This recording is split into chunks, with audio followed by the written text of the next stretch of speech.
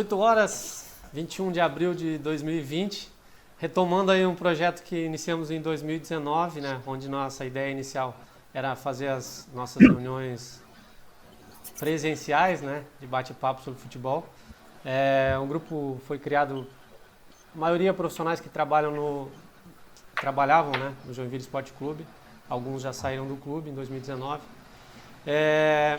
Até o Lucas no início queria fazer as reuniões virtuais, né?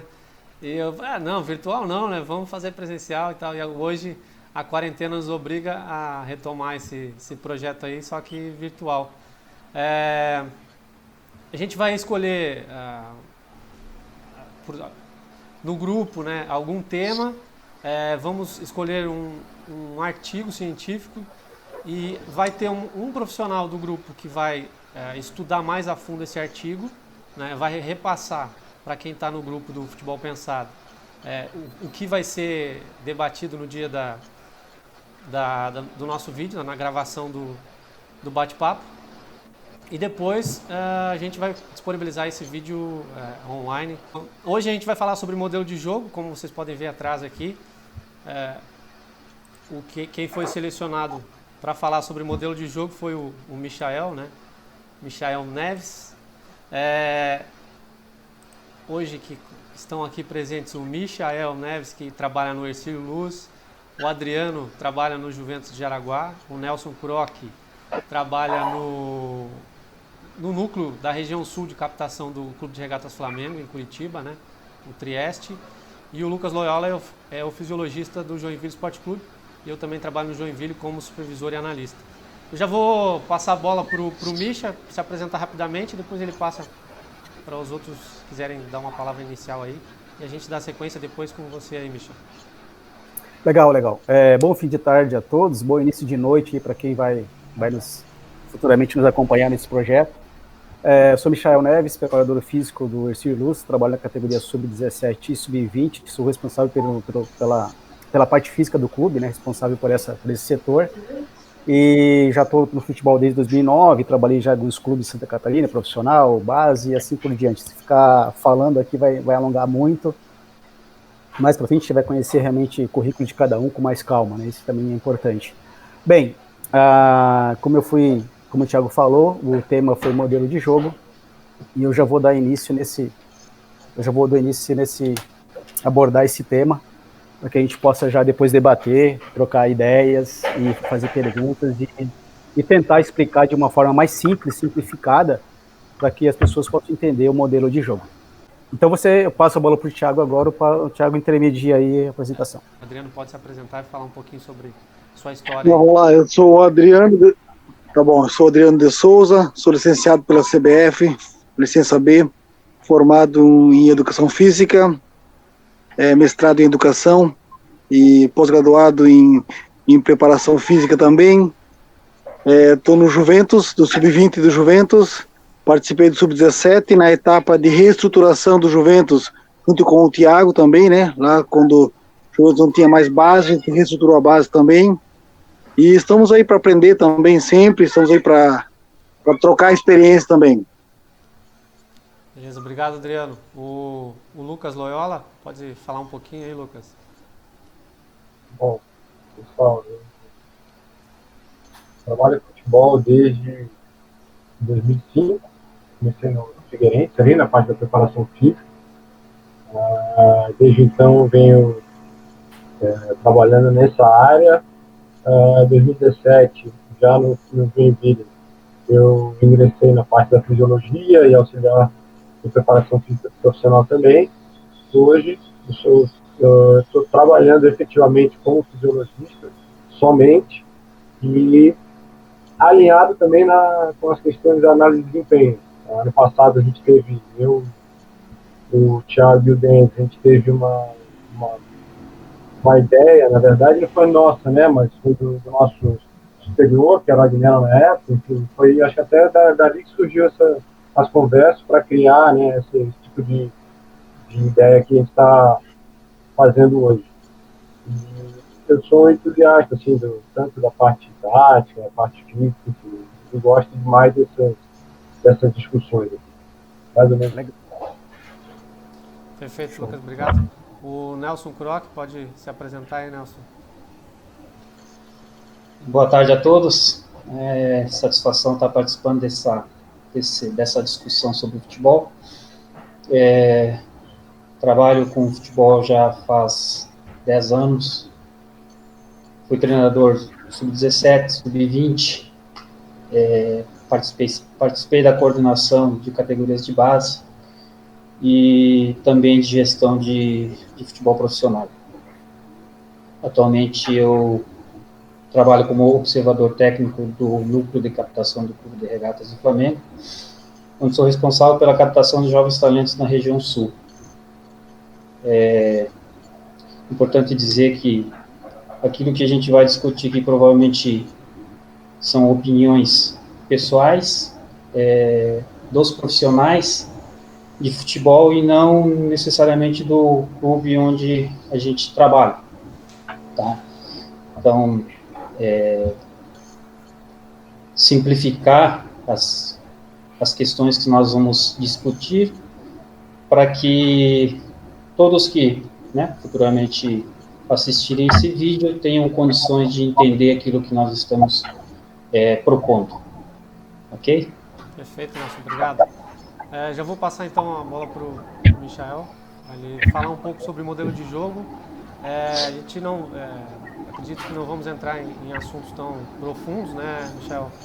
Sim. Só um entendimento do modelo de jogo, do que é um modelo de jogo. Muita gente não sabe quais são os fatores, né, que são levados em consideração para a construção, né, para o desenvolvimento do seu modelo de jogo. Então vamos passar a bola para o Michael aí para ele falar um pouco sobre esse processo aí do futebol. Legal. Então, assim, eu vou tentar aqui de uma forma simples explicar o modelo de jogo, bem simples, até com algumas situações para enfatizar de uma forma que quem possa ver futuramente entender, esse é o modelo de jogo, legal. E não vamos entrar muito no módulo, na questão tecnicamente falando, porque senão o assunto vai até 10 horas da noite. Então, assim, o modelo de jogo, a gente pode classificar da seguinte forma. É a forma como uma equipe ela vai jogar, como ela vai se portar dentro de uma partida, qual é o padrão de comportamento que vai ser aplicado, isso tem que ser treinado, né? E dentro desse modelo de jogo, também, para eu poder planejar um modelo de jogo, eu tenho que saber a cultura, o país, a cidade, aonde eu vou estar trabalhando. Então, são esses fatores, né? E outro que eu vou mencionar agora, que se enquadram dentro do modelo de jogo, tá? E o modelo de jogo é a reunião de princípios que orientam o comportamento, tá, de uma equipe em 5 fases diferentes do jogo, né? Que são elas: organização defensiva, organização ofensiva, transição ofensiva, transição defensiva, e em alguns artigos que eu li, muitas pessoas colocam só 4, né? Mas eu creio que uma 5ª fase é importante hoje no futebol atual, que é as bolas paradas. Então, eu coloco como o modelo de jogo essas 5 fases, tá? A organização ofensiva, quando o nosso time tem a posse de bola, refere-se à maneira que eu vou atacar, como é que eu vou atacar, como é que vai ser a minha movimentação, o estilo de passe que eu vou estar enquadrado para o meu jogo, né? Como é que vai ser o meu momento e a finalização. Então, resumidamente, a organização ofensiva se enquadra dentro desse aspecto. E a organização ofensiva, eu tenho o apoio, mobilidade, amplitude, profundidade, compactação ofensiva e a ultrapassagem, né? A gente não vai ficar entrando agora na classificação de cada um, mas simplesmente só mostrar o que compõe uma organização ofensiva. A organização defensiva, qual é a situação? Vamos imaginar que não deu certo a pressão, não conseguimos rapidamente roubar a bola. O time adversário já está com a posse, eles estão se preparando para atacar a gente. O que é que nós vamos fazer? Como é que a gente vai marcar? Que comportamento, que momento a gente vai ter? Então isso é uma organização defensiva. É a maneira como o nosso time vai se posicionar para marcar, né, o adversário. Isso se enquadra dentro de uma organização defensiva. E aí você pode definir, por exemplo, todos atrás da linha da bola, vamos manter o padrão tático ou 2 linhas de 4, isso depende de cada treinador, tá? Isso de cada esquema, né? A organização defensiva, você tem, né, as suas classificações, que é temporização, cobertura, equilíbrio, flutuação, recomposição, compactação defensiva, bloco e direcionamento. E dentro disso eu tenho as marcações, que pode ser uma marcação por zona, uma marcação zona pressionante, marcação mista, encaixe individual e marcação individual por função. Já entrando na fase de transição, o que é uma transição defensiva? É quando a gente perde a bola, né? A gente não foi eficiente quando a gente estava atacando, né? E a equipe adversária roubou a bola. O zagueiro roubou a bola. Quem marcar? O que nós vamos fazer? Tá? Então, isso é uma transição defensiva, é um momento rápido de reação que o nosso time tem que ter. Então, se a gente já vai ter aquela reação rápida para poder roubar a bola e fazer com que essa equipe não vire o jogo ou não tome uma ação rápida para nos surpreender e a gente acabar sofrendo o gol. Então, isso é uma transição, a gente se enquadra dentro de uma transição defensiva. Tá, transição ofensiva, né? Roubamos a bola. E agora? Vamos para cima? O nosso zagueiro, ele roubou a bola. A gente vai atacar? De que forma que a gente vai atacar? É um momento rápido para que a gente possa se organizar ofensivamente, tá? E para onde vamos e como vamos fazer. É assim que começa uma transição ofensiva. E para a gente concluir aqui, todo jogo ele é assim, né? São momentos. É assim que todas as equipes treinam. E como, eles treinam como eles vão atuar, né, dentro desses 5 momentos. E para finalizar, isso é o modelo de jogo. Então, tentei aí, para não alongar o tempo, passar rapidamente o modelo de jogo. E agora eu deixo aberto aí para o Thiago fazer a mediação de perguntas e debate. Perfeito, obrigado, Misha. Vamos passar para o Adriano, né, que já atua há bastante tempo como treinador aí também, já para falar um pouco sobre o modelo de jogo, o que ele acrescentaria, o que o Misha falou, se ele gostaria de fazer alguma pergunta, enfim. Fica à vontade aí, Adriano. Eu tenho uma pergunta para o grupo, né? Modelo de jogo e filosofia de jogo. Qual seria o que determina o que é um, o que é o outro? Para você, filosofia e modelo qual que seria a diferença de uma de outra? Eu posso, assim, eu entendo que filosofia é o que tem dentro do clube e o modelo de jogo é o que vai ser aplicado em treinamento. Talvez eu vejo dessa forma, porque às vezes o clube tem uma filosofia de anos e você vem com o teu modelo de jogo. Será que o teu modelo de jogo vai se enquadrar dentro da filosofia do clube? É um ponto que eu vejo, né? E deixo para de repente o modelo ele pode ser e também o modelo, eu acho que ele pode se alternar um pouco. Lógico que você deve seguir um padrão, né? Mas para determinado jogo, você pode de repente oscilar um pouco esse modelo. Eu acho que a filosofia é algo institucionalizado, né? Como o Michel falou, eu vejo dessa maneira. Você, Nelson?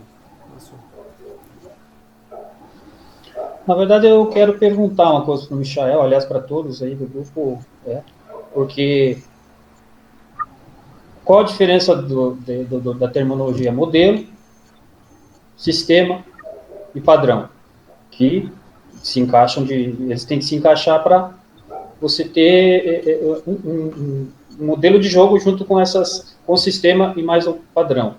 E ainda, quão importante são as características dos atletas que compõem o teu elenco para que esse modelo funcione, seja competitivo e vencedor. Esse é o objetivo final.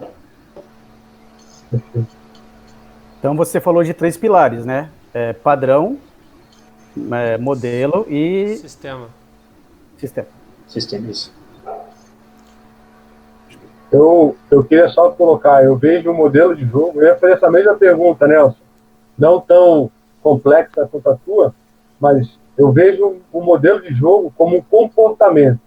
O modelo é o comportamento da sua equipe. Essa é uma visão para ficar mais claro para mim. Porque eu tenho essa dúvida em relação a sistema, modelo. É muito comum a gente falar, né? Ah, meu modelo é 4-2-3-1. Peraí, aí vai se Daí é esquema, né? Na verdade, o sistema é a formação dentro daquele modelo, né? Legal. Bacana. E o padrão são as repetições que você tem dentro desse modelo. Seria isso? É assim, e Bacana. pegando Resumindo, assim, né? então assim, modelo, padrão daí pode ser padrão de jogo, dentro do modelo que O que é foi padrão? aplicado O que é em padrão de jogo? treinamento, um padrão através de um esquema Não, que mas foi o que definido, é? né? Tá, beleza. Padrão é Então, tudo aquilo que se repete dentro do modelo. Né? Então, o modelo é diferente do sistema e é diferente do padrão. O modelo cria um padrão. sim, né? então primeiro a origem é o modelo, né? Primeiro tem que ter um modelo de jogo para criar o padrão Sim, e depois. sim, exatamente. Então seria essa sequência. E aí você falou das características, né? Eu tenho que montar um modelo de jogo em cima da característica dos atletas que eu tenho. Ou montar um grupo de acordo com o teu modelo. Contratar Sim. jogadores com aquelas características que você precisa Se para aquele for modelo, possível, né? ótimo. Sim, exatamente, conforme a gente conversou. Se for possível, um ótimo. tempo aí, capacidade de investimento do clube, né? E se for assim, você pode, se você planejou esse modelo de jogo, você pode escolher os atletas com as características que você quer trabalhar, você pode ter sucesso com isso. Thiago, quer falar alguma coisa? Eu queria ouvir mais o Adriano. O Adriano, não sei se ele está tá com o microfone desligado. Não, o Adriano, acho que ele sumiu. É que a internet dele tá ruim. tá travando. Isso que eu Só falei. você que no Brasil utilizava contra-ataque, dar o chutão, agora não, tira da fundo. pressão. Agora não, agora é feio, até os... Lembra? Tinha o termo dar o fundo pro cara, diminui o espaço, né? Hoje é pressão a bola coberta, bola descoberta, mas nada que mais é que você diminuir o espaço, diminuir a ação, né? Então os termos mudaram muito, ficaram mais técnicos, né? Vamos. Isso que nem o Lucas falou, se a gente não souber alinhar o conceito, os nomes corretos, e saber definir o que é um modelo de jogo, porque o cara fala assim, qual é o termo de jogo? Eu jogo no 4-2-3-1. Não, isso é esquema. Aí você já começa a passar vergonha, que nem o Lucas falou, você já começa, mas o cara não sabe definir o que é um modelo do que um esquema tático. Então já começa. Bicha, assim, o que eu tenho entendimento da literatura é que os sistemas são as formações. Sim. 4-4-2, 4-1-4-1, né? 4-3-3, 3-5-2. E esse sistema faz parte do modelo, do comportamento. Então, cada formação, eu acho que vai ter um comportamento diferente dentro do modelo. Então, eu entendo que vem primeiro o modelo e depois o esquema. Não é? Mas o esquema pode mudar o teu modelo. Eu ia fazer essa pergunta aí agora. Eu posso manter o meu modelo de jogo alternando o meu esquema? As formações? Os sistemas? Eu vou sofrer muito com isso? Eu acredito que vai depender muito dos atletas. No 3-5-2 você vai jogar com o quê? 3 zagueiros, alas um pouco mais avançados, né? Com 4-4-2 você vai jogar com 2 laterais, 2 zagueiros. Eu acho que o comportamento não vai ser o mesmo nos mesmos sistemas, com sistemas diferentes, com formações diferentes. E padronizar isso. O que você acha, Misha e Lucas? Lucas ou Misha, com relação a essa... Cara, eu acho que independe independe, o sistema independe para mim. Porque você pode jogar você pode ter um 3-4-3, pressionar alto. Você pode ter um 4-4-2 também, linha baixa. E aí, o teu modelo vai variar. Na verdade, o sistema vai variar e o teu modelo pode ser o mesmo. Mas, Lucas, será que vai ser eficiente tanto quanto o 4-4-2, se você fazer essa marcação alta? Essa é a pergunta.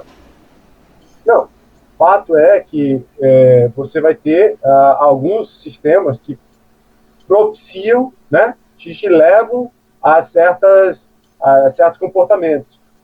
Mas eu não acredito que determinado sistema só funciona para determinado modelo. Eu acho que eles podem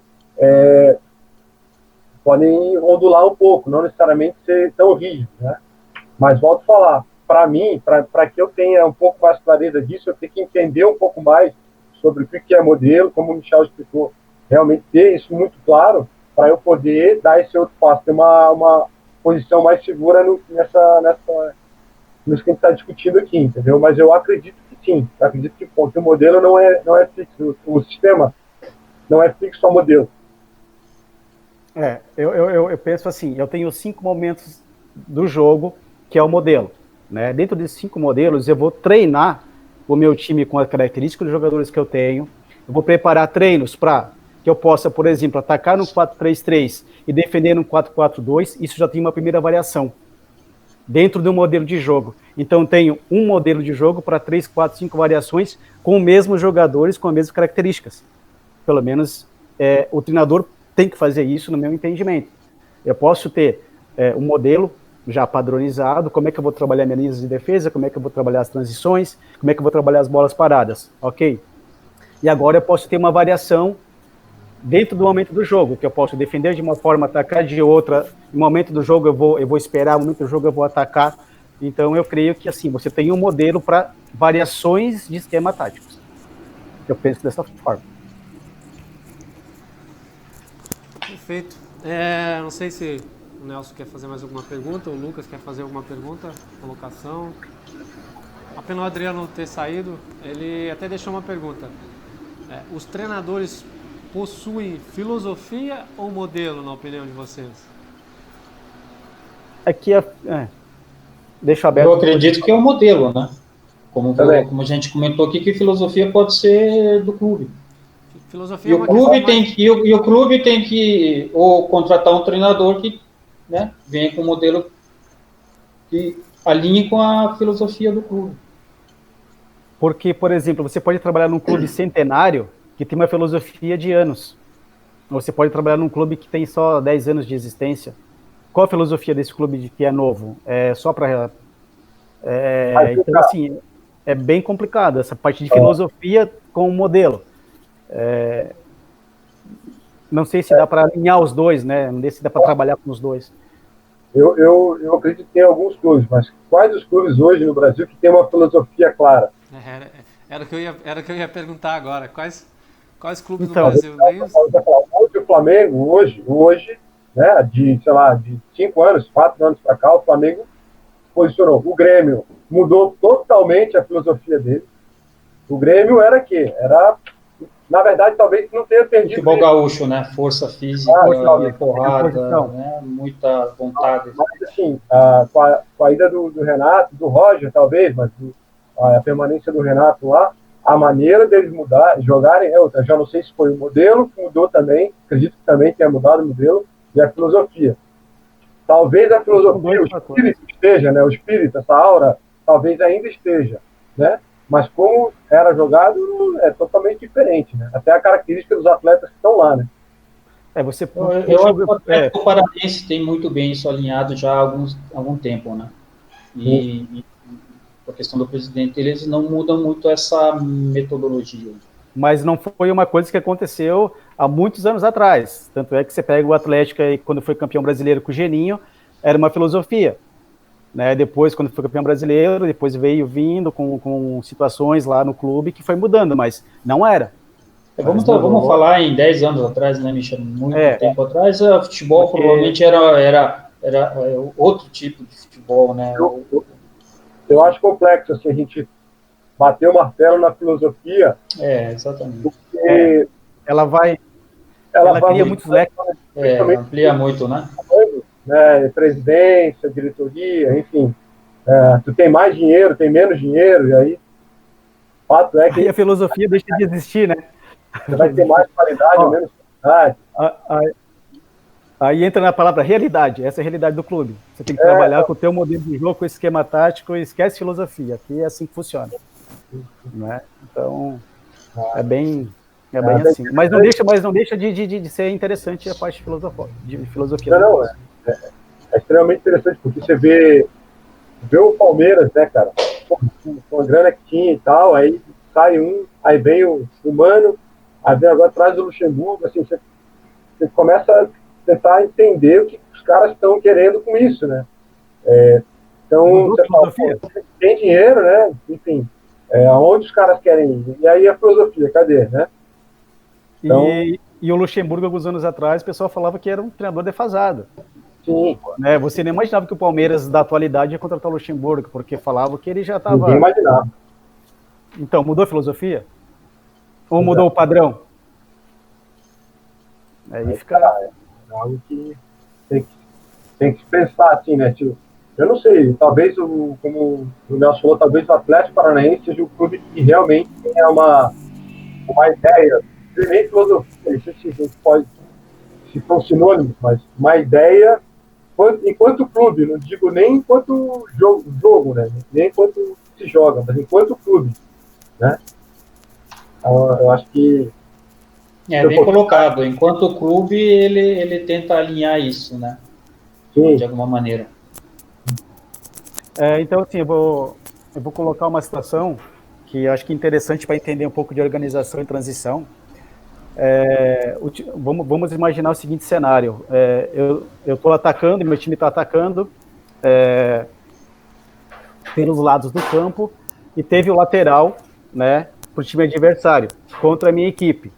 Isso é uma transição ou uma organização defensiva? A bola saiu para a lateral. Eu estou tendo a situação de jogo, meu time está com a bola, eu estou usando o lado do campo, eu estou atacando pelo lado direito do campo, eu estou usando o lado do campo com o meu extrema. E o meu time adversário, ele roubou a bola, mas só que assim, pegou no pé do meu jogador e saiu para a lateral é deles, mas no campo de defesa é deles. Esse momento do jogo é uma organização defensiva da minha equipe ou é uma transição defensiva da minha equipe? Depende de como ele vai se organizar defensivamente. Né? Sim, esse momento é mais de organização defensiva, porque eu vou ter, no momento que ele vai bater o lateral, não é uma transição, porque não foi uma roubada de bola no momento do jogo que ele já vai, que eu vou ter que ter uma transição rápida. Eu vou ter tempo para... Oi? Eu vou ter um tempo para me organizar defensivamente, porque eles vão cobrar um lateral, porque eu posso ter ensaiado uma jogada, um treino, para que quando meu time perde a bola lateral, já fazer uma zona pressionante. Né? Eu posso ter treinado isso. Então, eu já estou organizando meu time defensivamente para uma situação e também posso estar organizando ofensivamente. Isso eu estou falando de uma parte que foi treinada. Mas eu entendo que nesse momento que a bola saiu para a lateral e o time adversário vai bater o lateral no campo deles, eu tenho uma organização defensiva da minha equipe. Pelo menos eu entendo dessa forma. Em outro ponto, a equipe adversária pode também estar treinada para bater o mais rápido possível o lateral. Sim. E gerar superioridade numérica. Também. E, de repente, causar uma transição defensiva, não? Pode também. Mas só que aí nós vamos entrar numa variante do momento do jogo, porque assim, a bola saiu do jogo. Então eu tenho esse momento. Entendi. O que eu quis colocar aqui é o momento que a bola não está mais em jogo. Entendi. Quando eu fiz a explicação, todos os momentos a bola estava em jogo. Esse momento, por mais que eu faça você treinou isso com a sua equipe, a bola saiu, ela não está mais em jogo.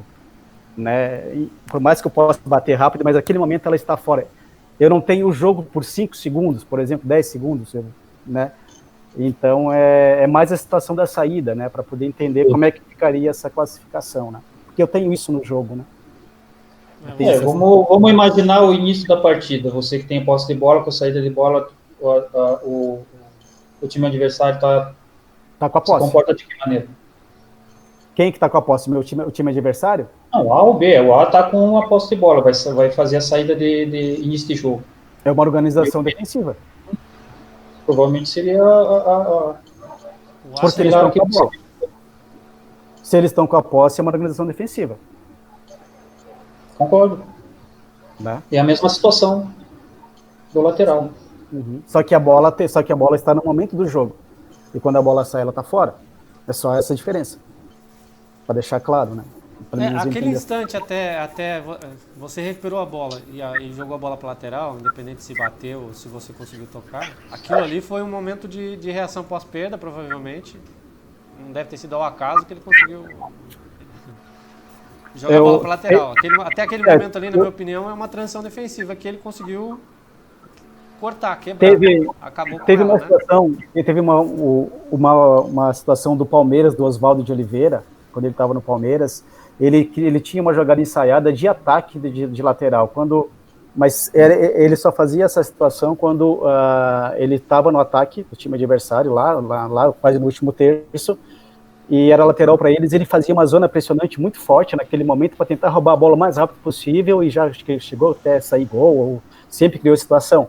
Então eu lembro desse momento, né, que ficou marcado, porque eles criou várias situações de ataque com o lateral, quando o time adversário ia bater o lateral no campo deles. Então ele criava ali uma situação de zona pressionante muito forte, para tentar roubar a bola o mais rápido possível, né? Então ele tinha essa ação dele, ele fez vários jogos, isso no Campeonato Paulista na época, né? Então eu lembrei desse caso para tentar associar o modelo de jogo. A gente já tem mais de meia hora conversando, não sei se tem mais algumas perguntas aí. Hoje, só reforçando, hoje foi um bate-papo mais rápido, uma coisa mais para agitar mesmo a retomada do grupo. Legal. Nos próximos dias aí o Lucas já vai estar preparando, já tem acredito que vai trabalhar em cima de um artigo interessante aí para debatermos no próximo bate-papo aí da equipe. Quem sabe a gente consiga, né, um número maior de pessoas no grupo aí. Não sei se vocês têm mais alguma pergunta com relação ao modelo de jogo. Na verdade ele é muito mais amplo do que isso, né? É bom a gente reforçar isso, né?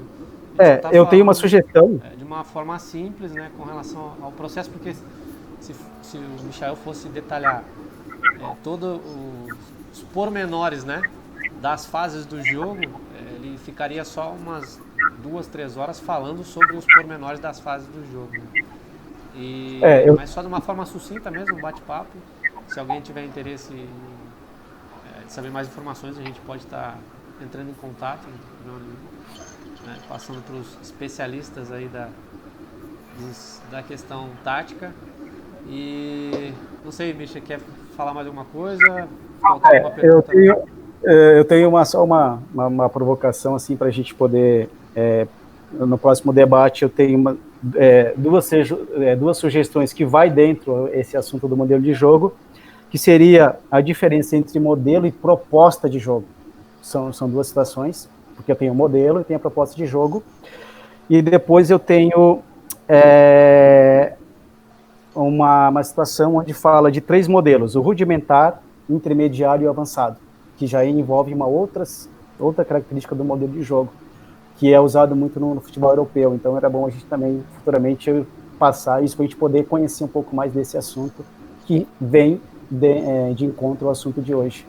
E assim, uma provocação para nós aqui, vamos imaginar que a gente está lá na nossa categoria lá, e você tem os pais lá dos nossos jogadores, e aí o pai ouve falar do modelo de jogo, e ele pergunta para nós, o que é o modelo de jogo? O que vocês falariam com esse pai? Que ele quer saber, porque ele ouviu o cara falar, o cara lá viu ali um comentário, o seu filho falou, o treinador falou que é o nosso modelo de jogo, e ele vai chegar um dia para você, Tiago, o que é o modelo de jogo que meu filho chegou falando em casa, né? Como é que vocês explicariam isso para um pai?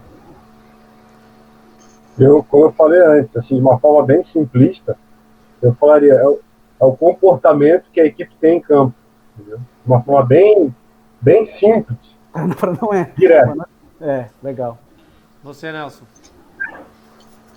Eu acho que nada melhor do que praticar, né? Levar ele a essa prática e explicar, errando, corrigindo, né? Corrigindo os erros que eles cometerem e ao mesmo tempo explicar o que é o modelo, explicar os momentos do jogo, né? Do comportamento que eles têm que ter durante esses momentos, né? Você vai ter que ensinar a questão de sistemas também, as formações, né? o que a gente comentou aqui, mas levar isso para a prática. Eu acho que nada melhor do que a prática para eles, né, vivenciarem o erro e o acerto. Legal. Você, Thiago? Lucas. Tá. Eu queria só colocar só uma pimenta aí, não para agora, tá? Mas Sim. é algo que eu, até numa live que o Douglas, não sei se o Thiago viu, o Douglas fez com o Henrique, que era coordenador na Next, sobre a questão dos atletas, né? Eu acredito que hoje já está um pouco mais próximo, mas eu acredito que o atleta está muito longe do processo de criação das atividades, pelo menos na minha realidade, né, no que eu vejo. Então, assim, não que o atleta vai virar o treinador, não é isso. Mas, assim como o Nelson falou, para mostrar o modelo, se você for, ele não tem que ser um teórico, ele não tem que entender nem sempre os conceitos. Talvez a gente vai falar sobre o modelo, ele sabe o que é o modelo, mas a palavra modelo, talvez ele não vai saber se expressar o que é aquilo. Mas se você pedir para ele de uma forma mais rasa, uma forma sem tanto conteúdo, ele vai te falar, talvez, mostrar com muito mais clareza. Mas eu acho que falta o atleta ser um pouco mais responsável pelas atitudes que ele tem dentro do campo. E para isso eu acho que a gente tem que dividir um pouco mais a responsabilidade da execução, da criação das atividades. Eu acho que a gente fica muito na parte mentora, digamos assim, de pensar o jogo, de pensar, deixar tudo mais chegado para o atleta para ele executar. E eu acho que a gente pensar, sei lá, para a gente pensar aí para frente aí. Qual que é até a função do treinador, do educador nesse processo e onde está o atleta nesse processo? Será que ele tem que estar mais presente? Será que ele tem que, de repente, até estudar um pouco mais mesmo? Ou não? Ou essa forma que é feita hoje em dia, ela atende? Vou deixar isso no ar aí. Não vamos responder agora, mas só para a gente discutir. Ver se vocês concordam ou não com isso também. Não, assim, a ideia é ótima, porque vem de encontro a um processo de formação, e nós precisamos melhorar o processo de formação no Brasil, porque isso está só para alguns clubes. Eu creio que no pequeno você pode ter um processo de formação legal, nem com uma estrutura pequena, mas se você é um bom educador, você é um bom professor, você, que nem você falou, é um bom mentor, por que não dividir isso com o atleta? Fazer aquele menino que está no clube pequeno também ser uma cabeça pensante do jogo. Não só ensinar ele a bater na bola e correr, e vai lá e faz o gol, sei lá, e marca, né? Mudar, mas de uma forma simplista, né? Não complexar a cabeça do menino. Mas isso eu acho muito louvável, até para o próximo debate, e expor as ideias, né? Dentro de uma realidade que você tem de trabalho. Eu vou fazer um comercial de um cara que eu respeito muito. Acho que todos vão saber de quem eu vou falar. Sim. Gabriel Bussinger. Em 2014 eu tive o prazer de... Eu já conhecia ele, né? A gente fomos rivais no Rio Grande do Sul, quando eu era diretor da base do Brasil e ele treinava o Esporte Clube Rio Grande e era coordenador também do Rio Grande. Em 2014 eu trabalhei com ele e ele tinha essa ligação com os atletas no pré-treino. Eu achava fantástico a forma como ele passava para o atleta, exato. Ele explicava como ia treinar, o porquê ia treinar, mostrava vídeos daquilo ali, entendeu? Isso levo para minha vida toda. Foi um período fantástico que eu tive com ele. Eu saía do escritório do União e ia acompanhar os pré-treinos deles sempre que eu podia, porque era uma aula à parte, entendeu? Era um momento especial ali, aquele pré-treino que ele dava para os meninos do sub-15, sub-17, e eram momentos fantásticos ali. A forma como ele fazia transmitia essa informação para os meninos do jogo, do treino, né? E por que ele ia treinar aquilo ali. Era fantástico. Acho que a gente tinha que ver mais isso nos clubes, né? Eu queria só pegar uma adendo, depois eu também queria que o Nelson, eu vou fazer uma pergunta para o Nelson específica, mas, Thiago, uma coisa que eu acho que é o mais importante, às vezes você tem um cara extremamente inteligente, com uma capacidade de transmitir informação, enfim, cara, como é o Gabriel, tá? Só que assim, não sei se você não consegue entrar na cabeça dos caras. vamos supor, o Wagner Lopes, que esteve aqui, o cara é uma cabeça. O cara, pô, pegava, tinha vídeo, só que no terceiro dia com o vídeo, já chegou o atleta, já olhava para o lado, isso do profissional, né? Falava, porra, de novo. Então, assim, sabe, de que maneira a gente vai acessar esses caras, assim, sabe? Qual que é a melhor maneira e tal. Acho Melhor que isso aí, não vou falar de coaching, nada, mas assim, é muito louco isso, entendeu? Como é que eu vou entrar realmente na cabeça dos caras? Isso é... Me permite, Lucas, eu acho que isso faz parte do processo de formação que a gente não tem. Pode ser, do Se eles treinador, né? tivessem Então, isso, esse atleta aqui que o Lucas falou, se estivesse lá no Sub-15, isso, talvez ele não falaria isso. Exatamente. Ele vai Porque falar isso porque, pô, ele ia ele vai falar assim, entender. tá chato isso já. É pra ele assim, pô, tá chato isso, né? Eu não quero mais ver vídeo, eu quero ele ir pra bola. E eu não sei se na realidade do Nelson, né, como hoje ele está no top com relação a clube, né, ele vai buscar esses caras, provavelmente, não sei se tem algum tipo de intervenção na hora da observação, se o atleta é inteligente, se ele tem a tomada de decisão, não sei se também se dá isso, não sei como é que se dá também esse processo de captação, mas hoje a gente vê que o Flamengo está, né, anos-luz, né? Eu acho que na captação a gente não busca o top. O top a gente vai ter uma grande sorte de encontrar um menino que tenha todas essas capacidades, essas valências e ele saber usar isso aí para chegar num alto nível, né? Então nós encontramos muitos meninos com muito potencial, porém esbarra em tudo aquilo que vocês falaram agora, desde a formação até a postura deles diante de vestir uma camisa de clube, né, achando que com 12 anos, 13 anos, ele percorreu todo o caminho para atingir ao nível de ser um jogador, né? Então, é difícil, está muito difícil, Lucas, né? Então, eu acho que esse assunto provavelmente a gente vai tratar e aprofundar em um outro encontro aí, provavelmente, mas nós podemos passar cases, ou seja, o porquê que deu certo, o porquê que não deu certo, né? E isso, nós conversamos em off com o Thiago e o Michael, que tem que começar muito cedo. A idade cronológica deles é muito precoce no futebol. E iniciar a formação deles lá. Ainda tentar recuperar a questão disciplinar, o desempenho. Eu sempre digo que o ganho técnico do atleta vem sempre de fora para dentro. Inicia fora de campo e lá dentro ele vai ter o desempenho bom ou ruim, de acordo com o que ele passa ou ele passou fora de campo, né? Então, é difícil hoje encontrar um menino que a gente possa levar diretamente para o grupo, né?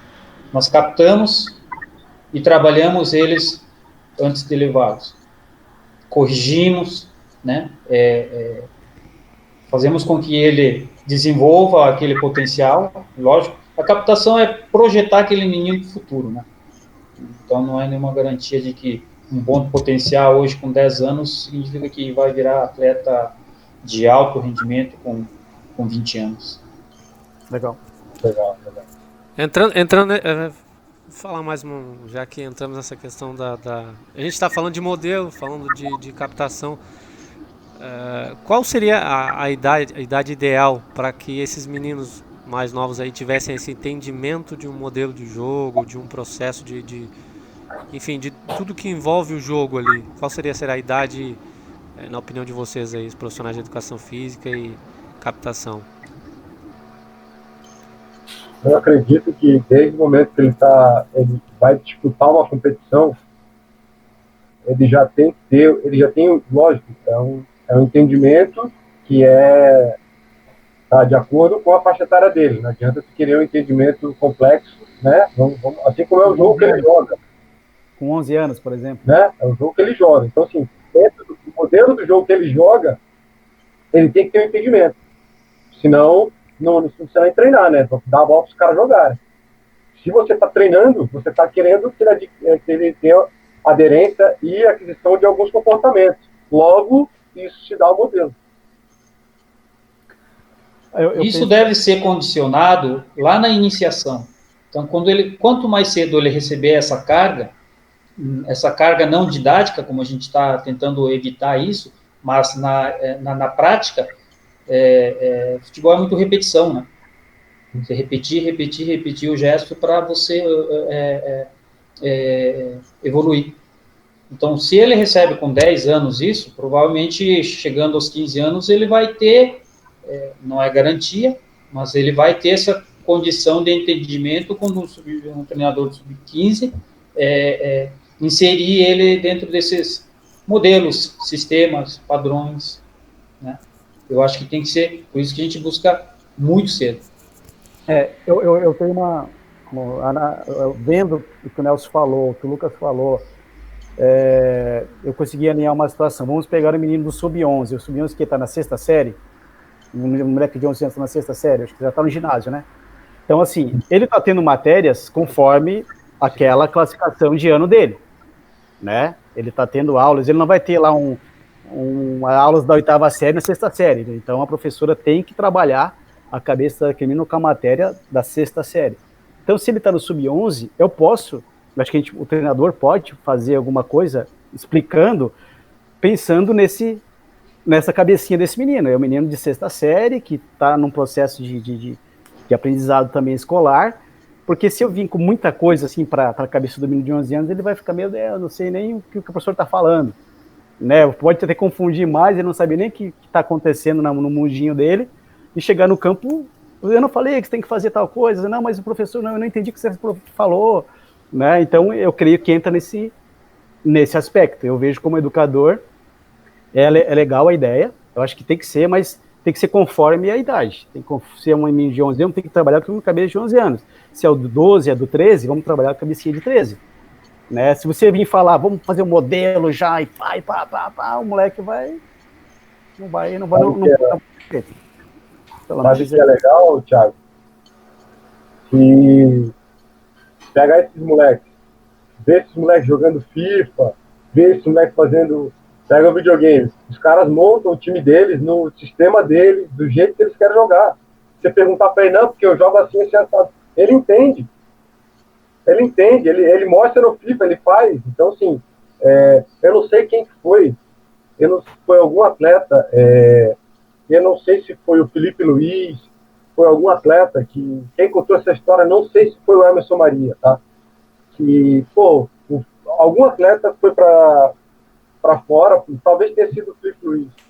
E aí foram perguntar para ele, não, mas como é que você não sabe como a gente joga? Não, eu sei, o sistema é assim, assado. Eu jogava no FIFA e via o Real jogar, não sei o quê. Então, assim, então... Mas aí vai da área de interesse. Também. Vai da área de interesse. Porque ele se interessou em montar. Tem moleque que não quer montar time, que não quer ter aquela presença, né? Se você entra na área de geral, esses caras estão ali jogando. O fato de ele jogar, ele vai ter, no mínimo, uma curiosidade. Como é que eu estou jogando? Sistema, tem lá, você vai lá nas configurações, joga com... Né? Sim. Então você pode usar alguma coisa nesse sentido, né? Claro. Você pode usar esse meio de comunicação para poder explicar. Você não está no FIFA lá, como é que você faz seu jogo, né? Vamos pensar aqui, né? Do que você vir com aqueles jargões, né? Batendo no quadro aqui, né? O bonequinho para lá, você faz o bonequinho para lá, menino, professor, qual que eu sou aí mesmo desses bonequinhos aí, né? Então tem isso também. Legal. Mas a variante é muito, muito interessante. E outra coisa também que eu vejo, você ter pessoas capacitadas para fazer isso. Você tem escolinha de futebol, você tem o clube de futebol, e você tem a escolinha ali do Zezinho ali da esquina ali, que fica ensinando o menino a bater na bola. Então nós temos todas essas vertentes, não é um padrão, né? De conhecimento como você tem na escola. Então é muito, muito grande, assim. Eu acho que nessa idade tem que ser um pouquinho mais lúdico, recreativo, né? Então, por Sim. isso que eu falo que tem que ser na prática e não no quadro com os ímãs, né? Mas só que Falar tem treinador do didaticamente que é um sub-11, jogo... só que tem treinador do sub-11 está lá com os bonequinhos lá, os caras, vai pra cá, vai pra lá. Os moleques ficam ali, né? Não adianta você falar em jogo apoiado, jogo direto, mas se você não explicar o que é o jogo apoiado, em que momento você vai, né, fazer esse jogo apoiado, são essas questões, eu acho que pequenas, que a gente gostaria que fosse aplicado, né, e provavelmente teríamos um ganho de quantidade e qualidade de meninos com condições de repente, jogar nas categorias de base de grandes clubes do país. Perfeito. Ou seja, nós estamos desperdiçando, por exemplo, um potencial técnico muito bom de um garoto de 10 anos, porém ele simplesmente não sabe jogar. Né? É verdade. Ele não sabe jogar futebol. Então você insere ele num rendimento, por exemplo, já com essas formações que o treinador vai começar a exigir, porque quando ele chega no clube, o clube quer ele pronto. Ele quer que ele seja inserido naquele time e jogue e ganhe partidas. Seja 11, 12, 13 anos, 14, 15, muito mais ainda, né? 15 anos já está indo para a seleção brasileira, 17 anos está indo para a seleção brasileira. Então, acho que é muito a se conversar e se mudar a respeito da formação, né, de atletas no país. Legal. Thiago? Perfeito, acho que é isso aí, né? 54 minutos já falando. Legal. Entre Então, idas e vindas. Legal. Eu acho que agora é interessante a gente já no próximo encontro dar sequência no tema, e esse tema que o Lucas falou, acho que é interessante criar aí uma estrutura aí e conversar sobre isso. Então, eu não sei se pro próximo a gente entraria na questão, continuaria em modelo de jogo, ou a gente pode fazer na sexta-feira sobre análise, e terça que vem o Lucas falaria sobre a relação entre a variabilidade da frequência cardíaca e o aumento no desempenho físico em jogadores de futebol. Você foi Thiago, português, por favor. Em português, por favor. Mas, você pode traduzir aí? O cara então, corre. O Lucas... E quem escolheu foi o Thiago. O Thiago lançou então, provavelmente vai ser um monólogo, né? Vamos dar uma hora para o Lucas e a gente vai só absorver isso. O Lucas, eu até achei, eu falei pro Thiago, é um assunto um pouco complexo, mas assim, para mim é show, porque eu acabo estudando e é algo da minha prática. Agora, se achar que não faz sentido, a gente pode mudar, mas eu não tenho problema. Até com o artigo aqui. Assim, eu penso assim, pegando o gancho do Lucas, que é fisiologista, hoje eu vejo ainda algumas situações muito, muito, muito importantes na parte de sobrecarga de treino. Isso eu já presenciei, isso ainda não está muito, muito claro para alguns treinadores, e às vezes ele acha que a gente está querendo boicotar o trabalho, ou fazer, não vai, né, meu preparador físico fica me boicotando, não é isso. Eu creio que a gente podia pensar num assunto referente a essa situação de semana, vou dar um treino na sexta-feira, o jogo é do 4, sabe, a sobrecarga, hoje eu presenciei algumas coisas e já presenciei, eu queria que tivesse mais clareza nisso, entendeu? Sim. Não, tem... Hoje a gente está no momento, até nessa questão da quarentena, primeiro tem uma discussão ferrenha, até mesmo nós, enquanto clube, da questão dos atletas que estão parados, e depois vai ser um problema isso. E aí? Os caras, eu estava até tendo uma discussão numa live ontem do João Romano, o professor João Romano, que é aqui da Crona, e com o Renan, que é o fisiologista do Tubarão, porque você está parado. E eu coloquei isso para o Renan, né? Falei, cara, uma coisa é você estar parado, de férias. Você de férias, você bate uma pelada, você faz isso, você não está trancado em casa. Hoje nós estamos 45 dias, 40 dias trancados em casa. Quinta semana. O cara está fazendo alguma coisa, ele está fazendo 1 horinha, mas assim, o resto do dia ele está sentado no sofá, cara. Então, vai ser vão ser provavelmente, se tiver uns 15 dias no máximo para trabalhar. E aí, o que é melhor? É melhor eu sangrar os caras. E aí vai um 7 pouco dias direto. essa linha de sobrecarga. Sangrar os caras para elevar um pouco essa carga deles e vamos para o jogo, ou não, eu vou com uma carga leve e deixar para o jogo ser o momento de maior carga. Mas, enfim, não é o momento agora para discutir sobre isso. Mas esse artigo que o Thiago colocou, a gente vai poder falar um pouquinho sobre essa questão. Na verdade, a variabilidade é uma das formas de você medir, digamos, mais ou menos o estresse do atleta.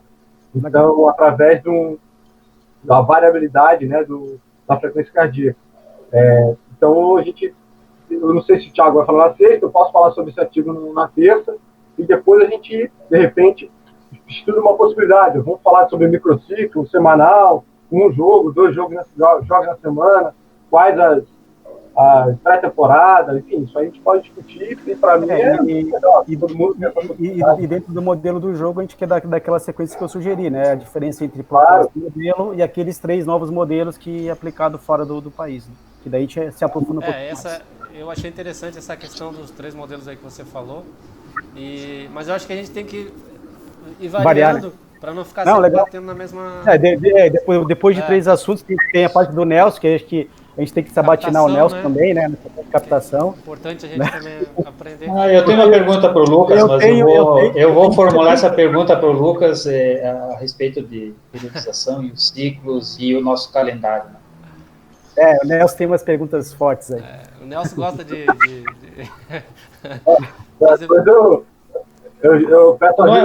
não é uma discussão, não é um debate, gente. Então vamos debater isso profundamente. Não, legal. Bom, vamos encerrar então aqui, né? Agradecer esse trio aí que teve junto. O Adriano também, infelizmente, acabou caindo. Ele não estava em casa e a internet estava oscilando muito, acabou saindo do grupo aqui. Então a gente, mais uma vez, agradeço a presença de vocês aí nesse nosso bate-papo. Né? Espero que na sexta-feira o mediador seja outro. E a gente vai alternando também essa questão aí. Aí na sexta, então, vamos falar sobre a análise de desempenho. Eu vou ainda até amanhã de manhã passar um artigo para vocês, para que a gente fale um pouco sobre ele, sobre os aspectos da análise, enfim. Legal. Perfeito. Não sei se querem se despedir aí, só para finalizar, tem 1 hora de... Não, eu só tenho que agradecer a todos aí pelo empenho aí, pela participação, para mim foi um aprendizado. Valeu, obrigado. Show de bola, um grande abraço a todos aí. Boa noite a todos. Boa noite. Tchau.